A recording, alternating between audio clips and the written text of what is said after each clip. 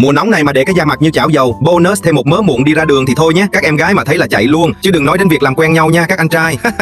Nên là việc đầu tiên để sớm có bạn gái là mình phải chỉnh chu nha. Không quá đẹp trai mà nhìn vô chỉnh chu, da dẻ sạch sẽ là auto được điểm liền. Anh trai nào mà da dẻ như trên thì FOMO lẹ. Combo hỗ trợ sạch sâu và cải thiện giảm mụn sưng viêm sau 72 giờ này liền cho tôi.